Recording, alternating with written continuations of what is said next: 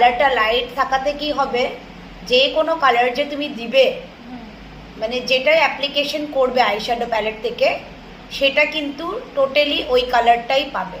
ওইটা কিন্তু অক্সিডাইজ হয়ে অন্য কালারে ট্রান্সফার হবে না।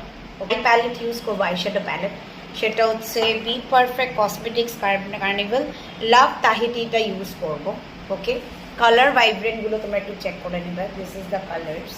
বডি কালার নিলাম, নিয়ে আপার ক্রিজে ব্লেন্ড করব outer corner to inner corner.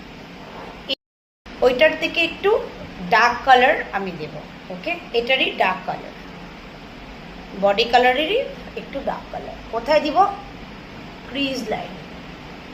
Colour থেকে আর একটু ডার্ক কালার নেব, এটা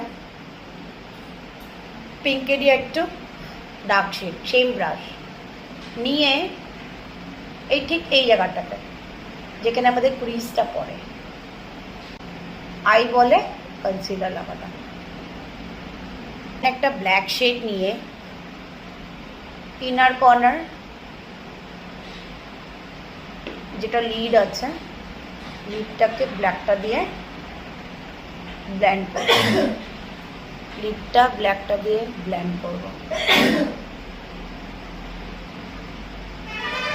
আউটার কর্নারও সেম ভাবে ব্লেন্ড করছি।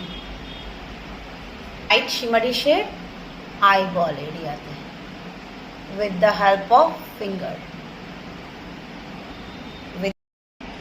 আর একটু শিমারি আমি মানে জিনিসটাকে আরও হাইলাইট করার জন্য আমি সপ্রেলের এই ডুয়েল এফেক্ট গ্লিটার প্যালেট থেকে নিব, নিয়ে এটার উপরে আর একটু অ্যাপ্লিকেশন করব।